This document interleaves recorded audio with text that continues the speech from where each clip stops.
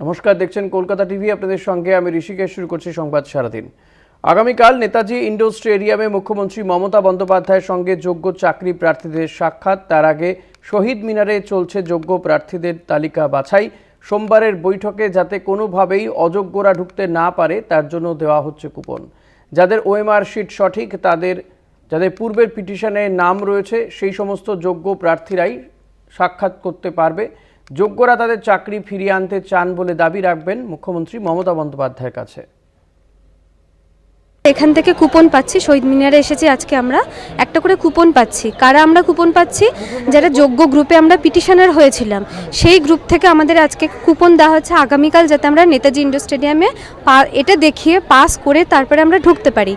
আর এটাও আমরা ভয় পাচ্ছি যে আমাদের মধ্যে যারা অযোগ্য আছে তারা যাতে ঢুকতে না পারে, সেই জন্যই এই আজকে কিন্তু কুপনটা আমাদেরকে দেওয়া হচ্ছে, আবার আমাদের সমস্ত ডকুমেন্টসগুলো ভেরিফাই করে। কালকে মমতা বন্দ্যোপাধ্যায় আমাদের ইন্ডোর স্টেডিয়ামে যে ডেকেছেন, সেই ইন্ডোর স্টেডিয়ামে ডাকার জন্য তো দেখুন ওখানে অত বড় জায়গা নেই যে প্রত্যেককে এন্ট্রি দেওয়া হবে। তো আজকে যারা আমরা যোগ্য ক্যান্ডিডেট তাদের সেই দেখে পাস বা কুপন দেওয়া হচ্ছে কালকে যাওয়ার জন্য, এই করছি। কিন্তু এখানে তো অযোগ্যরা থাকতে পারে না, অযোগ্যরা কি করে থাকবে? আমাদের তো এখানে সবকিছু চেকিং হচ্ছে। দেখুন আমাদের সবকিছু, আমাদের ওএমআর রয়েছে, আমাদের অ্যাডমিট রয়েছে, আমাদের পিটিশনার লিস্টে নাম রয়েছে, সবকিছু দেখেই চেকিং হচ্ছে। কেন অযোগ্যরা ঢুকতে যাবে? আমরা তো পিটিশনার অযোগ্যরা ঢোকাইনি, এটা তো অযোগ্যদের জায়গা নেই।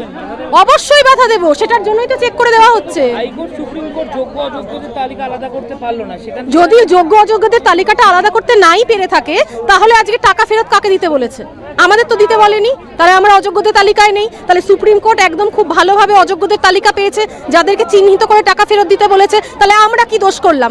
আজকে যে রিপোর্টের উপর ভিত্তি করে অযোগ্য আলাদা হয়েছে, সেই রিপোর্টের উপর ভিত্তি করে যোগ্য কেন আলাদা হবে না? টাকা তো সবাইকে ফেরত দিতে বলেনি, টাকা তো কিছু সংখ্যক ফেরত দিতে বলেছে। তাহলে আমরা দোষটা কোথায় করেছি? আপনারা কালকে সাক্ষাতে মুখ্যমন্ত্রীর কাছে কি বলবেন? এটাই বলবো মুখ্যমন্ত্রীর কাছে যে আমাদের চাকরি আমাদের ফিরিয়ে দিন। কিভাবে ফেরাবেন সেটা আপনার বিষয়, সে বিষয়ে আমরা দেখতে যাব না। আমরা পরীক্ষায় পাস করেছি, প্রতিটা স্টেপ ক্লিয়ার করেছি, তারপরে চাকরি পেয়েছি। কোনো তালিকায় আমাদের নাম নেই, কোনো অ্যালিগেশন নেই আমাদের নামে। আপনি নিয়ে আসুন অ্যালিগেশন। কিসের জন্য আমরা চাকরি হারাবো? কি করেছি আমরা?